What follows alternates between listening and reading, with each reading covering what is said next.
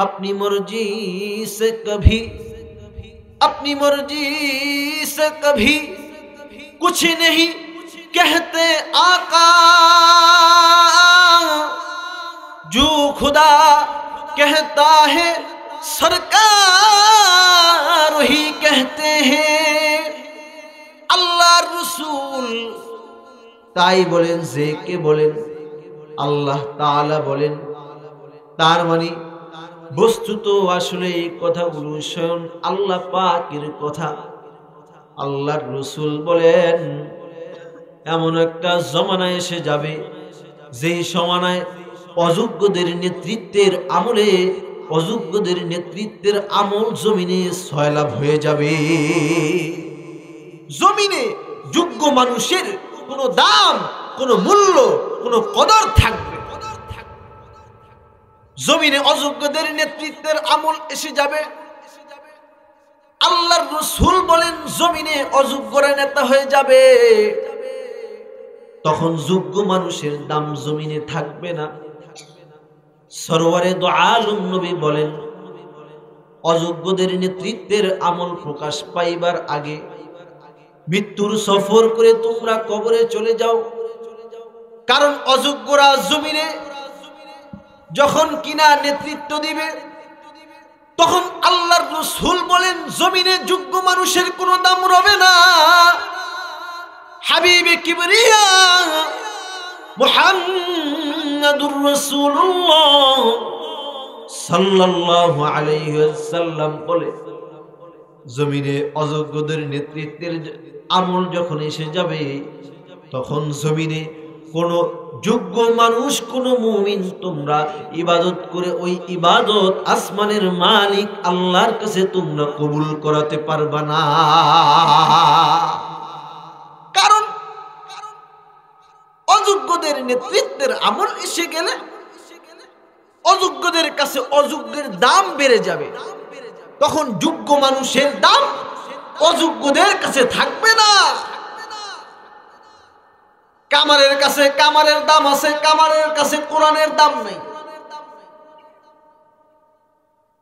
আরে মিয়া, যে যেই কাজ করে তার কাছে ওই কাজের বড় মূল্য, বড় দাম, বড় কদর, বড় হিকমত। কিন্তু কে যে যেই কাজ করে না তার কাছে ওই কাজের মূল্য নাই। যারা চোর তাদের কাছে চোরের মূল্য আছে, যারা শিক্ষিত তাদের কাছে শিক্ষিতের মূল্য আছে। ঠিক না বেঠিক? জোরে করে বলেন। যে ভদ্র তার কাছে ভদ্রের কদর আছে,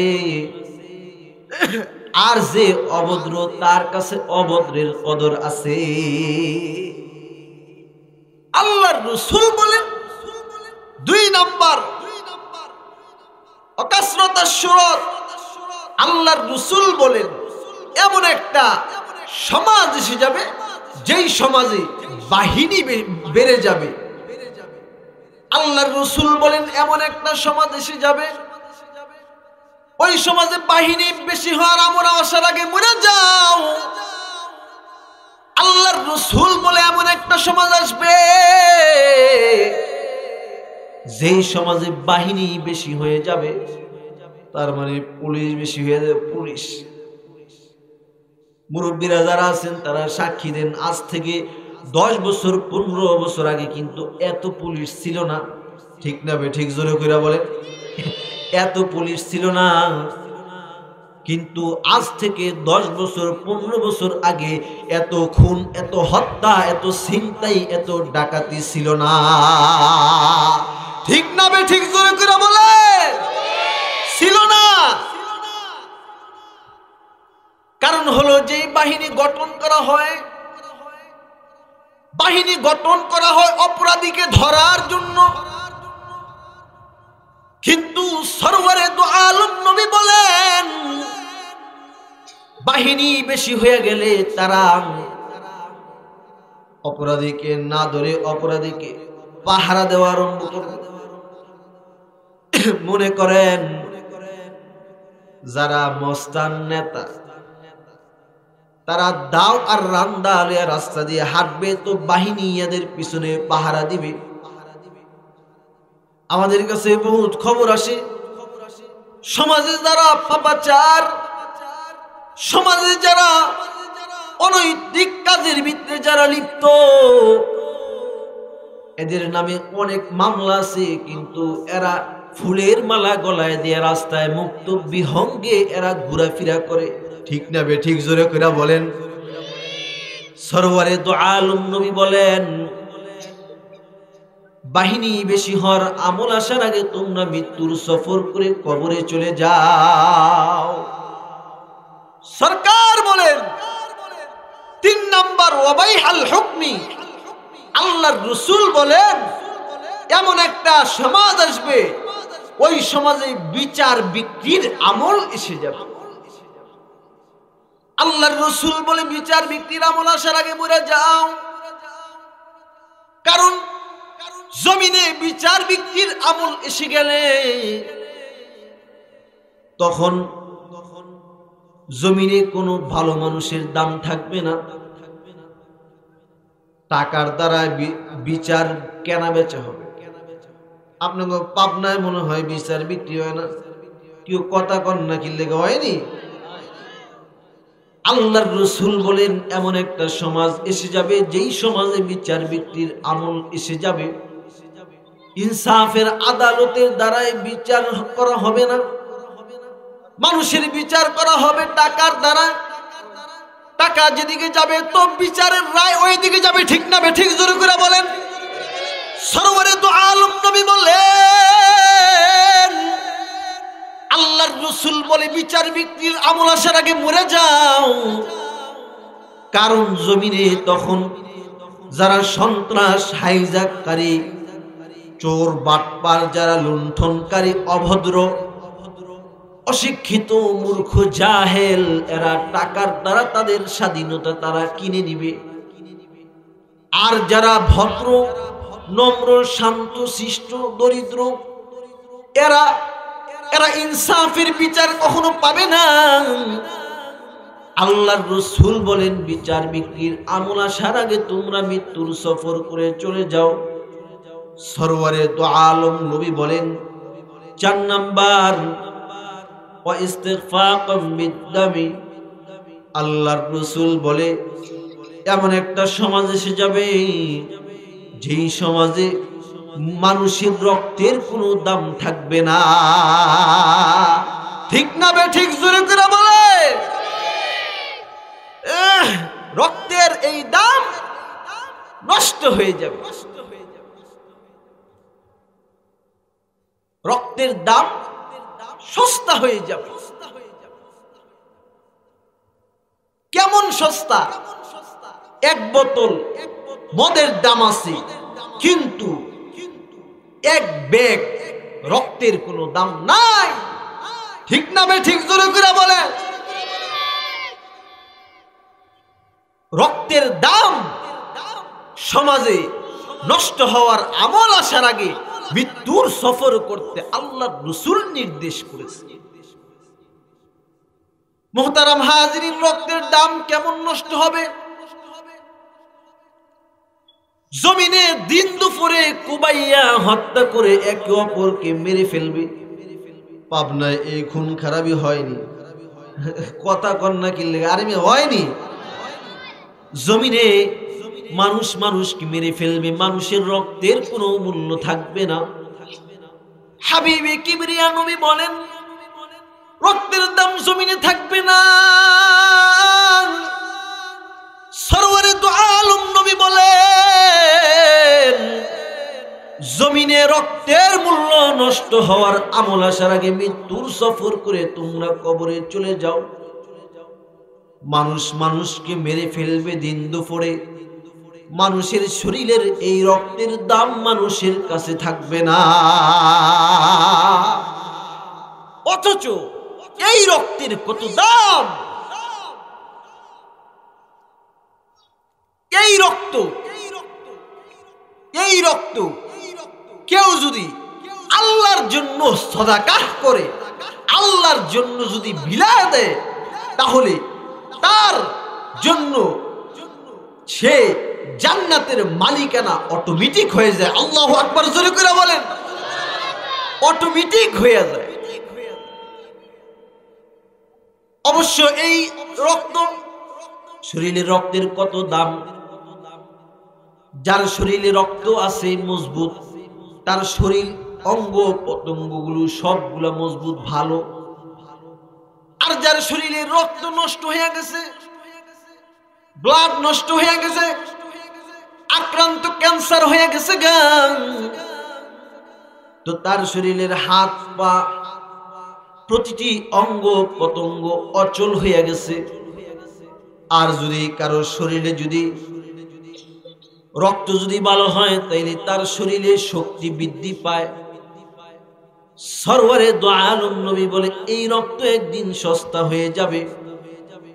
অবশ্য এই রক্ত, শরীরের রক্ত হলো সর্দার, শরীরের রক্ত হলো সর্দার। কেমন সর্দার? মনে করেন শরীরের জন্য এই রক্তটা হলো সর্দার। যার রক্ত খারাপ, তো তার শরীর বাদ হয়ে গেছে, রক্ত নষ্ট হয়ে গেছে, তো হরমোন নষ্ট হয়ে গেছে, বাচ্চা কাচ্চা হইতেছে না।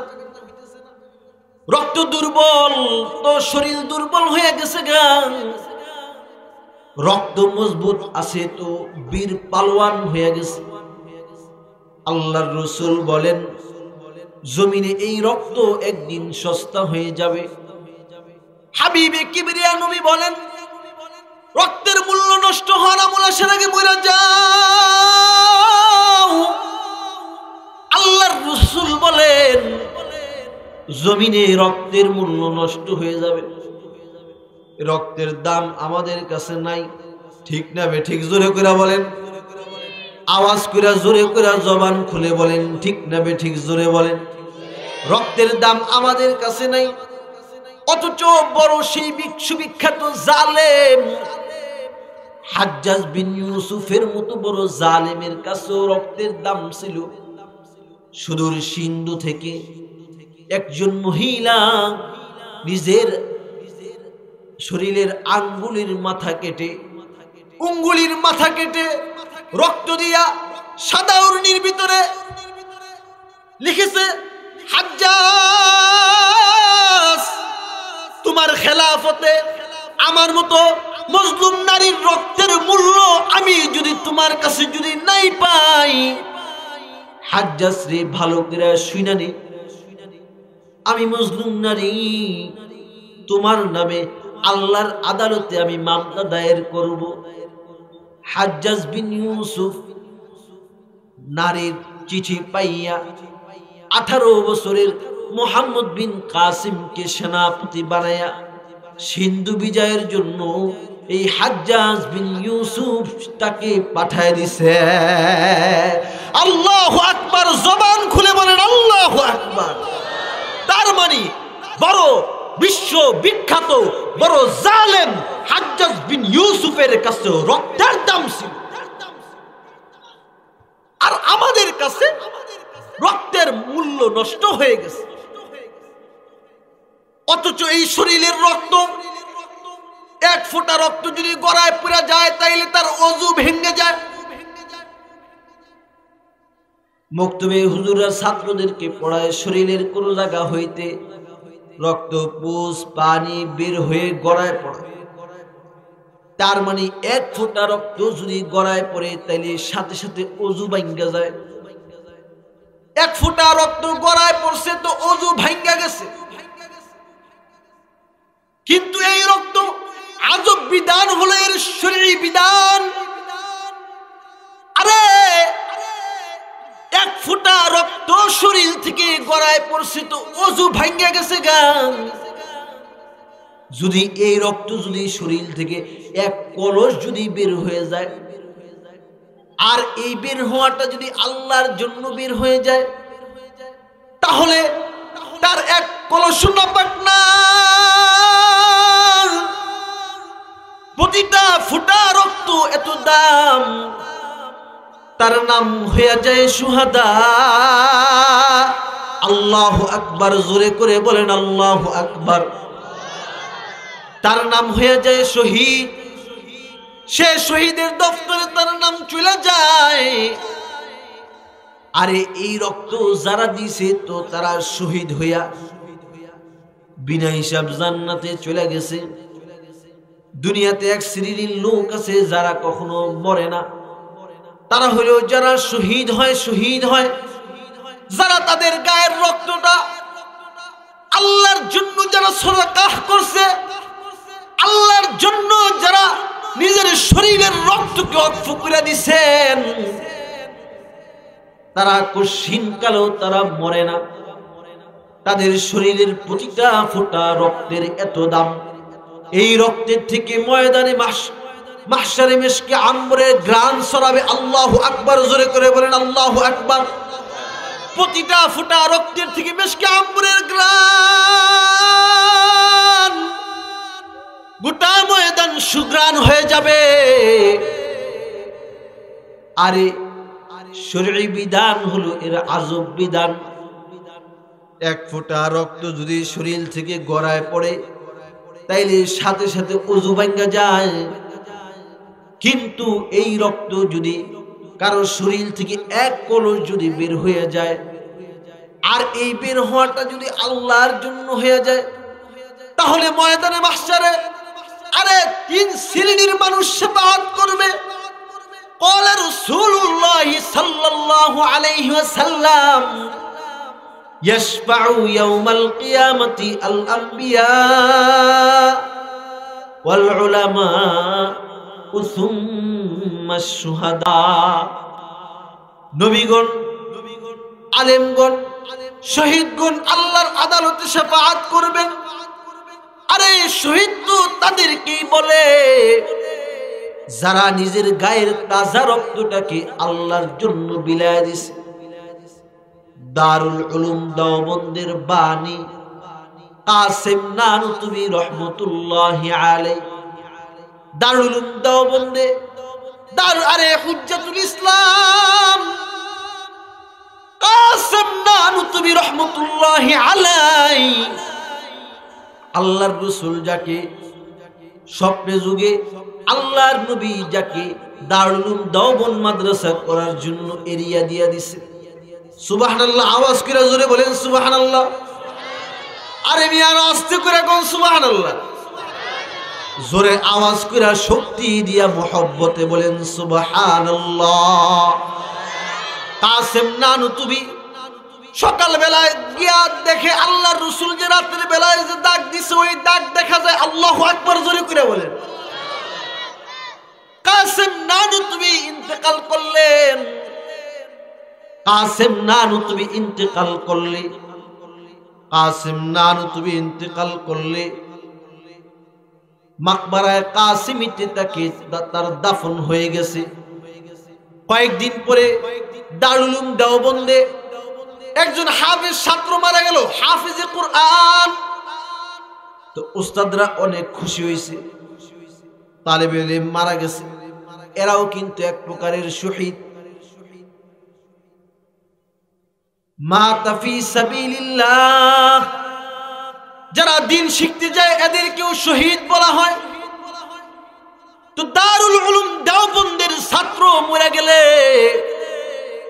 উস্তাদরা অনেক খুশি হয়েছে। তো সবাই পরামর্শ করতে লাগছে, আরে দারুল উলুম দেওবন্দ মাদ্রাসার ছাত্র মারা গেছে, তাইলে তার কবরটা মাকবারায়ে কাসিমিতে দিয়া দাও।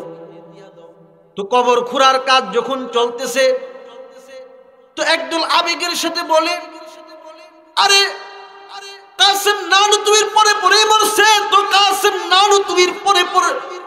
নানুতুবির পাশে পাশে তার কবরটা দিয়া দে। আরেক দল বলে না না, কাসেম নানুতুবির পাশে যার তার কবর মানায় না, কাসেম নানুতুবির পাশে তার কবর মানায় একমাত্র হুজ্জাতুল ইসলামের একমাত্র ছাত্র যিনি শেখুল হিন্দ মাহমুদুল হাসান দেওবন্দি ছাড়া অন্য আর কাউকে মানায় না।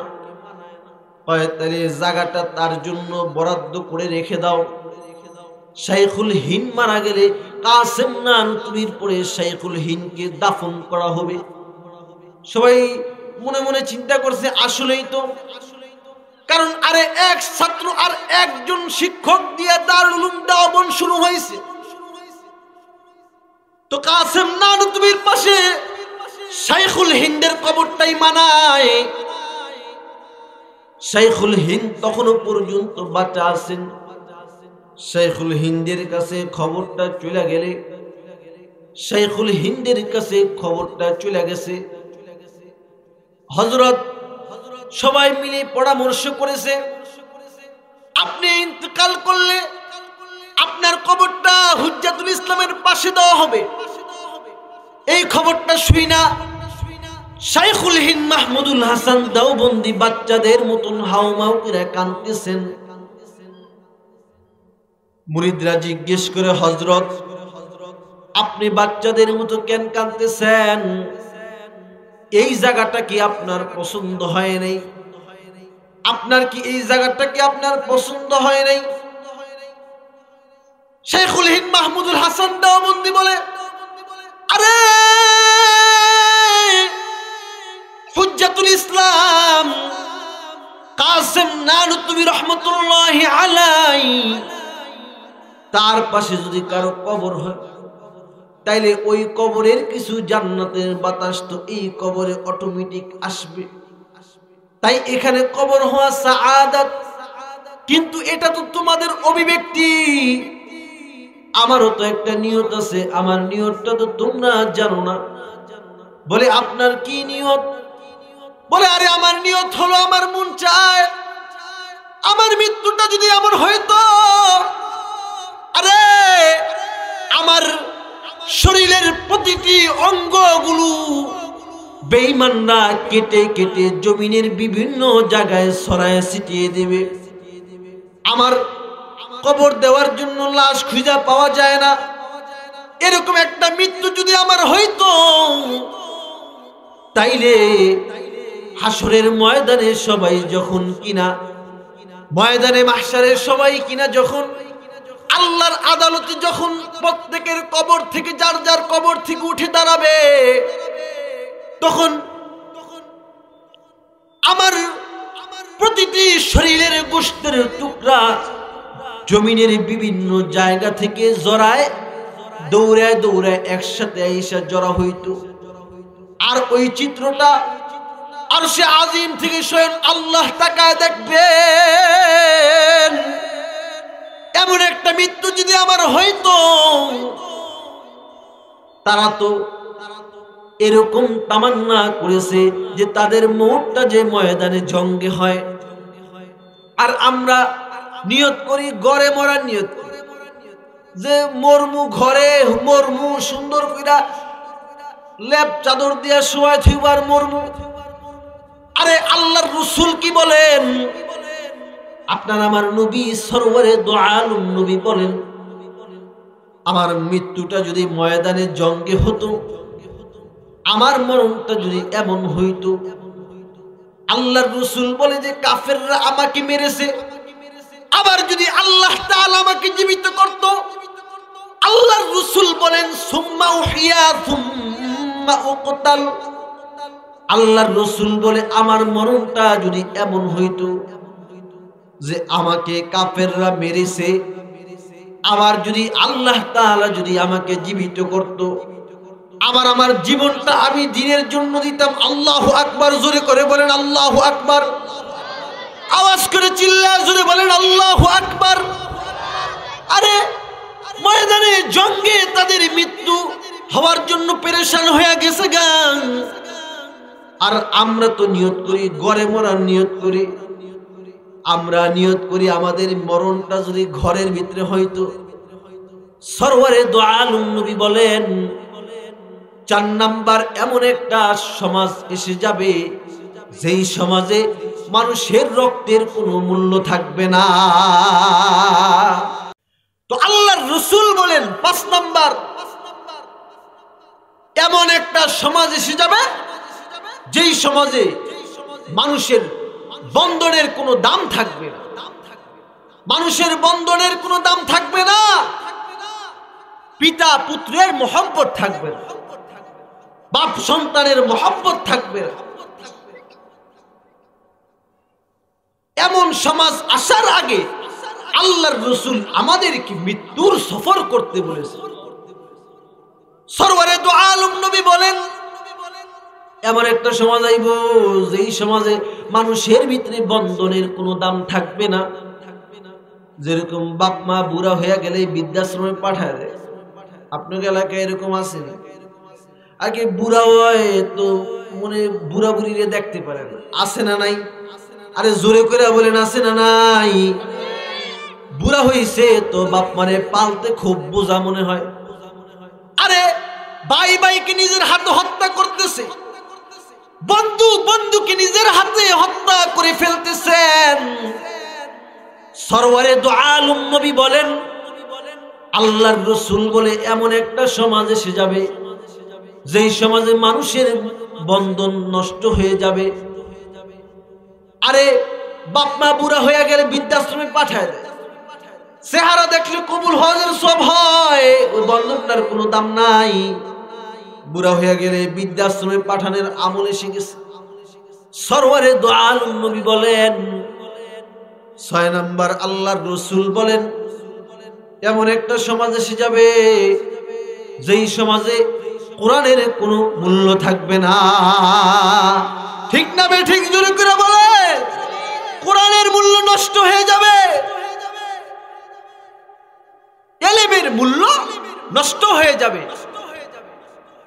মনে মনে কইবেন, হুজুর দলিল আছে, প্রমাণ আছে? প্রমাণ আছে। আমগো ঢাকা ওই এক মেয়র সাহেব, উনি বলল ওই ওনার জানাজা পড়াতে কোনো লোক লাগবে না। আপনি খবর পান নাই? জানাজা পড়াইতে আলেম লাগবে না, মুফতি লাগবে না, হাফেজ সাহেব লাগবে না। কারা বলেছে? যারা মাদ্রাসার বারান্দায় কখনো পারা দেয় নাই। তার মানে এটাই বোঝা যায় কোরআনের মূল্য নষ্ট হয়ে গেছে। আল্লাহর রাসূল বলেন, কোরআনের মূল্য নষ্ট হয়ে যাবে, ইলমের দাম নষ্ট হয়ে যাবে। আল্লাহর রাসূল বলে আলেমের শান মান থাকবে না। কোরআনকে মানুষ ঢোল ডাক্কর গান বাদ্য বাজায় শুনতে খুব আরাম পাবে, খুব শান্তি পাবে। সরওয়ারে দু আলম নবী বলেন, কোরআনকে গান বাদ্য বাজায় শোনার আমল আসার আগে মৃত্যুর সফর করে কবরে চলে যাও। আল্লাহর রাসূল বলেন, এমন একটা সমাজ এসে যাবে যেই সমাজে কোরআনের কোনো দাম থাকবে না। আরে নজর করে তাকায় দেখো, আজকে যারা আলেম হয়, হাফেজ হয়, মুফতি হয়, এদের দাম নষ্ট হয়ে গেছে। কিন্তু এদের দাম নষ্ট হয়ে গেছে যারা বাংলা শিক্ষায় শিক্ষিত অর্জন করে, এদের দাম দুনিয়াতে মানুষের কাছে বেড়ে গেছে। ঠিক না বে ঠিক? জোরে করে বলে, এদের দাম বেড়ে গেছে। কিন্তু কোরআনকে যারা শিখে, এদের দাম নষ্ট হয়ে গেছে। ডুলের মাধ্যমে, তবলার মাধ্যমে, ঢোল ডাক্কর বাজায় শরীয়ত মারিফতের কথা বললে খুব ভালো লাগে, কিন্তু আলেমের ওয়াজ মানুষ শুনতে চায় না, আলেমের মজলিসে মানুষ যাইতে চায় না। উদাহরণস্বরূপ, আপনাদের এলাকার সব লোক যদি এই মাহফিলে আসতো তাহলে কি জায়গা হইতো? কথা বলেন নাকি জায়গা হইতো? না না, জায়গা হওয়ার কোনো প্রশ্নই ওঠে না।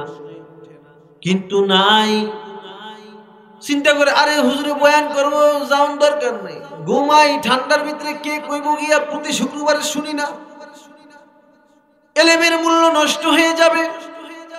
সরকার বলেন, ইলমের মূল্য নষ্ট হয়ে যাওয়ার আমল আসার আগে তোমরা মৃত্যুর সফর করে তোমরা কবরে চলে যাও।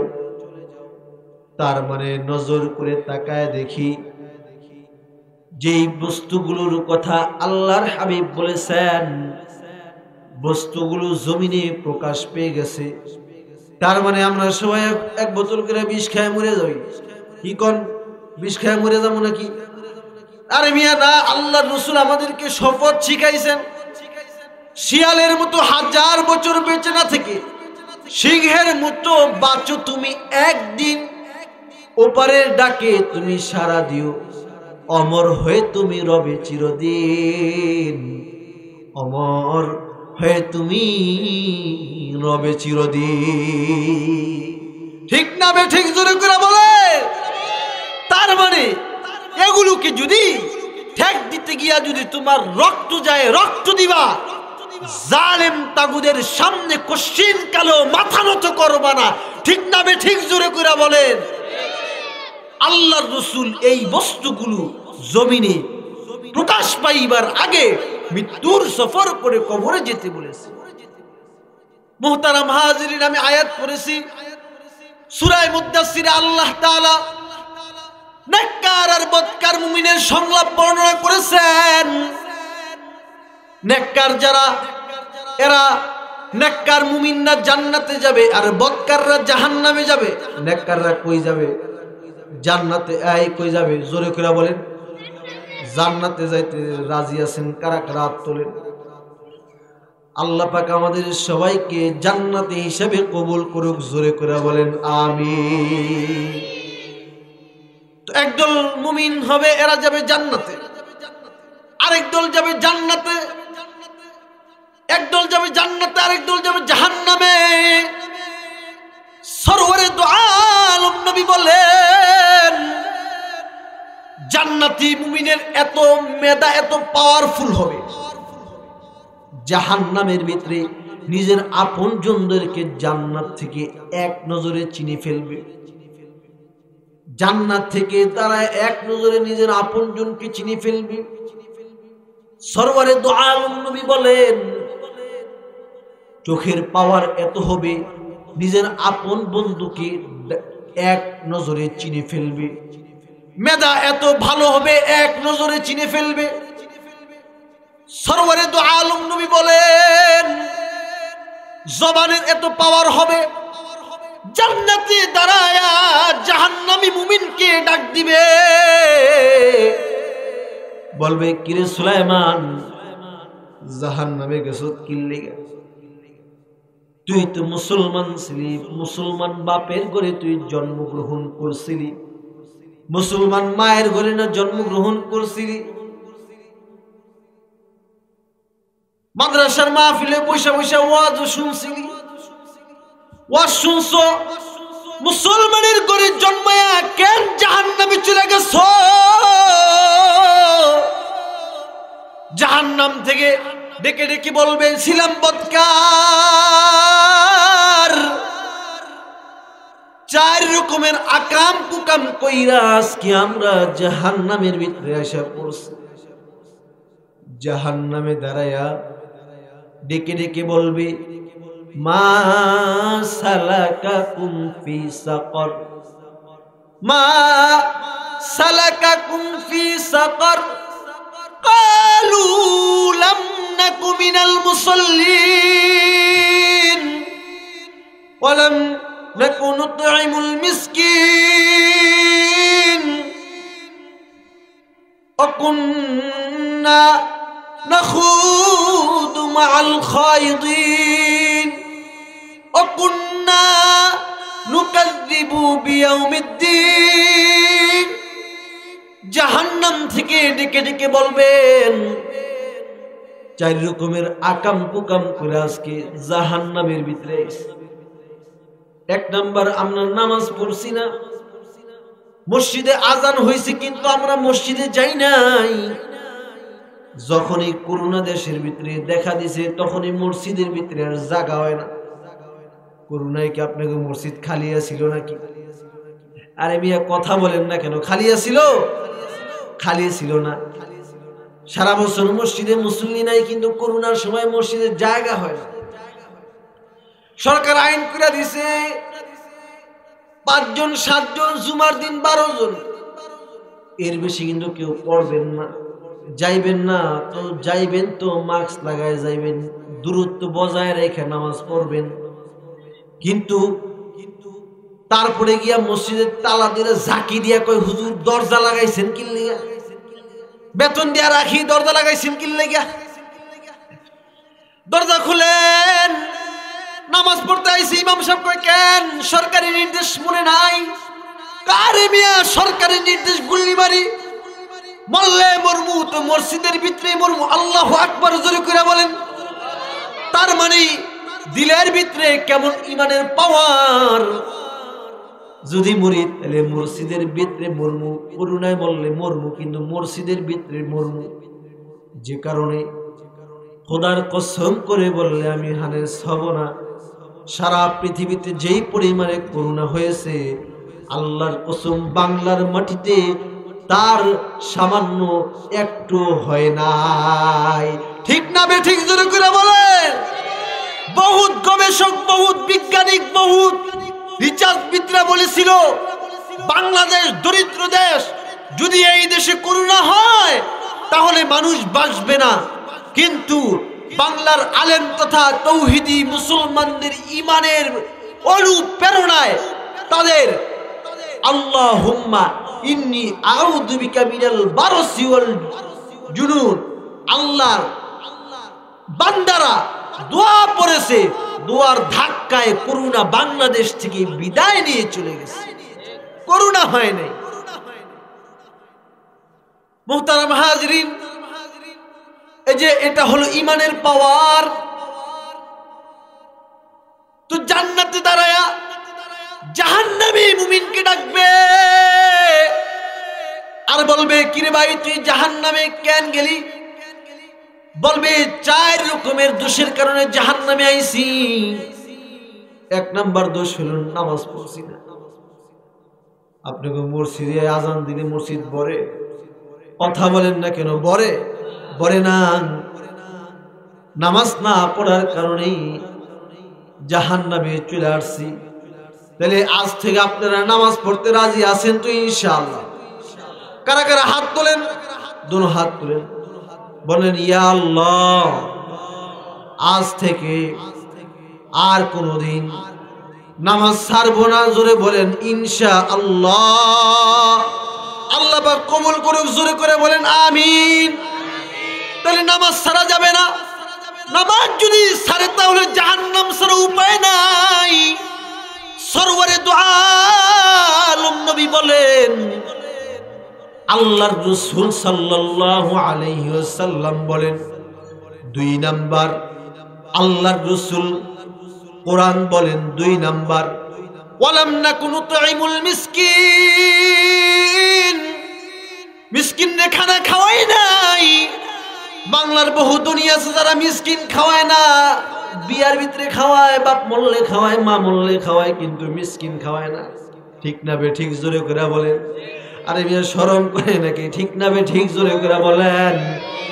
আরে মাদ্রাসায় খাওয়ায় না, মসজিদে দেয় না, দরিদ্রদেরকে খাওয়ায় না। ওই 40 করে বছরে একবার, আর নির্বাচনের সময় খাওয়ায়, যা চায় তাই খাওয়ায়, কিন্তু দরিদ্রদেরকে খাওয়ায় না। অথচ বাংলায় এরকম ধনী আছে, এক ধনী যদি যাকাত দেয় তাইলে বাংলার দুর্ভিক্ষ ওসমানের মতো একজনের দ্বারা দূর করা সম্ভব। একজনের দানের কারণে দুর্ভিক্ষ দূর হয়ে যাবে, কিন্তু দান করে না। কপাল পোড়ার গোষ্ঠী, কবরে গেলে দেখবা পিটানির চোটে কিন্তু শরীরের চামড়া জায়গায় থাকবে না। আল্লাহ তাআলা বলে মিসকিনে যারা খাওয়াইবে না তারা জাহান্নামে চলে যাবে। খাওয়ায় না তো খাওয়ায় না, মিসকিনেরটা কাই দেখায়। আছে না নাই? জোরে কইরা বলেন। মুহতারাম হাজিরিন, তো মিসকিনেরটা যারা খাবে, ওয়ালাম নাকুনু তুইমুল মিসকিন, মিসকিনে যারা খাওয়ায় না তারা জাহান্নামে চলে যাবে গান। আরে মিসকিনে খাওয়াইতে চায় না, অথচ উসমান কিরকম দান করেছিলেন। উসমানের এক দানে দুর্ভিক্ষ কাইটে গেছে। আল্লাহু আকবার জোরে করে বলেন। মজার ঘটনা সামনে আছে, যাইবেন গে কারা কারা হাত তোলেন তো দেখি। আপনাকে বাপ বেশি ভালো না, খালি দেখি মাঝখান দিয়ে ওঠে। হযরত আব্দুল্লাহ ইবনে আব্বাস আব্দুল্লাহ ইবনে আব্বাস দেখে আল্লাহর রাসূল নূরানি ঘোড়ায় চড়ে আকাশে যাইতেছে। আল্লাহু আকবার, জোরে করে বলেন। আকাশে আপনারা গেছেন নাকি? তো আব্দুল্লাহ ইবনে আব্বাস দেখে আল্লাহর রাসূল নূরানি ঘোড়ায় চড়ে আকাশে যাইতেছেন। ইবনে আব্বাস বলে, ওগো সরকার, ওগো সরদার, নূরানি ঘোড়ায় চড়ে আপনি কই যাইতেছেন? আল্লাহর রাসূল বলে, ইবনে আব্বাস, আমি একটা বিবাহের অনুষ্ঠানে যাইতেছি। কিন্তু ইবনে আব্বাস সবচাইতে আশ্চর্যজনক বিষয় হলো, ওই বিবাহের আয়োজক হলেন স্বয়ং আল্লাহ নিজে। আর ওই বিবাহের সকল মেহমান হলো সকল পয়গম্বর। আর ওই বিবাহের খুতবা দেওয়ার জন্য আল্লাহ তাআলা আমি সরওয়ারে দু আলমকে ইনভাইট করেছেন। আল্লাহু আকবার, জোরে করে বলেন আল্লাহু আকবার। আল্লাহর রাসূল বলে, আল্লাহ তাআলা আমাকে দাওয়াত করেছেন। ইবনে আব্বাস বলে, ওগো সরকার, ওই বিবাহের অনুষ্ঠানে আমাকে কি নেওয়া যায় না? আল্লাহর রাসূল বলে, না রে আব্বাস, দুনিয়ার কোন মানুষ ওই বিবাহের আয়োজনের মেহমান না। ওই বিবাহের আয়োজনের আয়োজক হলেন স্বয়ং আল্লাহ। আর ওই বিবাহের সকল মেহমান হলো সকল পয়গম্বর। আর ওই বিবাহের খুতবা দেওয়ার জন্য আমি হাবিবে কিবরিয়া নবীকে আল্লাহ পাক দাওয়াত করেছেন। কিন্তু আশ্চর্যজনক বিষয় হলো, আব্বাস রে, ওই বিবাহটা এমন একটা বিবাহের অনুষ্ঠান, যে বিবাহের বর হলো দুনিয়ার জমিনে, আর কোন হলো আল্লাহর জান্নাতে। আল্লাহু আকবার, জোরে করে বলেন আল্লাহু আকবার। তার মানে কোন হলো আল্লাহর জান্নাতে, আর বর হলো জমিনে। আব্বাস বলে, ওগো সরকার, ওগো সরদার, ওই ভাগ্যবানকে সেই বর যার বিবাহ দুনিয়ার জমিনে থাকা অবস্থায় আসমানের মালিক আল্লাহ জান্নাতের ভিতরে আয়োজন করে। আল্লাহর রাসূল বলে, কেন রে, তুমি কি দেখো নাই গতকালকে যে দানটাই না হযরত ওসমান করেছে, তার দানে, ওসমানের এক দানে দুর্ভিক্ষ মদিনার থেকে বিদায় নিছে। আল্লাহু আকবার, জোরে করে বলেন। আরে ভাই, মুসলমানের আওয়াজে চিল্লায়া জোরে বলেন আল্লাহু আকবার। এক দানে মদিনার থেকে দুর্ভিক্ষ বিদায় নিছে। আরে ভাই, শুধুমাত্র হযরত ওসমান দান করে নাই, সরওয়ারে দু আলম নবী সাহাবীদেরকে বললেন, সাহাবীরা তোমরা দান করো, যুদ্ধে যাব তোমরা দান করো। আল্লাহর রাসূল নিজের চাদর বিছায় দিয়েছেন, চাদরের ভিতরে সাহাবীরা দান করলো, মন ভরে প্রাণ খুলে দান করছে। একজন একজন চিন্তা করে, আজকে আমি এক নাম্বার হব। ওসমান ভাবে আমি এক নাম্বার, ওমর ভাবে আমি এক নাম্বার। ওমর ভাবে সব প্রতিদিন হযরত আবু বকর এক নাম্বার হয়, আজকে আমি এক নাম্বার হব। হযরত ওমর বলে আমি এক নাম্বার হব। হযরত ওমর বাড়িতে গিয়া সকল মাল গুলোকে দুই ভাগে ভাগ করছে। এক ভাগ বাড়িতে রাইখা আরেক ভাগ নবীর দরবারে নিয়ে হাজির হইছে। সে বলে, ওগো আল্লাহর নবী, আমি আমার মাল দৌলত সব আপনার কাছে নিয়ে আসছি, কিন্তু আল্লাহ পাক আল্লাহর রাসূলের কাছে ওহী পাঠায় দিছে। আল্লাহর রাসূল ডাক দিয়া বলে, এই সাহাবীরা, আল্লাহর রাসূল যদি চাইতেন তাহলে জিজ্ঞেস করতে পারতেন তোমরা কে কে বাড়ি নিয়ে আসছো। আল্লাহর রাসূল জিজ্ঞেস করেন নাই। সরওয়ারে দু আলম নবী বলে, সাহাবীরা তোমরা কে কে বাড়িতে রাইখা আইছো? তো কেউ বলে, ও আল্লাহর নবী, বাড়িতে 10 ভাগ মাল, 10 ভাগ কইরা বাড়িতে 8 ভাগ রাইখা আসছি, 2 ভাগ আপনার কদমে আনছি। ও আল্লাহর নবী, বাড়িতে 5 ভাগ রেখে আসছি, তো 3 ভাগ আপনার কদমে হাজির করেছি। হযরত উমরকে জিজ্ঞেস করলে হযরত উমর বলে, ও আল্লাহর নবী, 1 ভাগ আপনার কাছে নিয়ে আসছি, আরেক ভাগ মাল বাড়িতে রেখে আসছি। আল্লাহর নবী সিদ্দিক আকবরকে ডেকে বলেন, আরে আবু বকর, তুমি কি এনেছো? তুমি কি বাড়িতে রেখে আসছো? আবু বকর বলে, সরওয়ারে দো আলম, আমি আবু বকর ইবনে কুহাফা, আল্লাহ আর আল্লাহর নবীর মহব্বত আর ভালোবাসা ছাড়া আমার ঘরে বিন্দু পরিমাণ, চুল পরিমাণ কোন সম্পদ আমার ঘরে নাই। যা ছিল সব পোটলায় প্যাকেট করে আপনি নবীর কদমে হাজির করে দিলাম। জোরে আওয়াজ করে জোরে বলেন সুবহানাল্লাহ।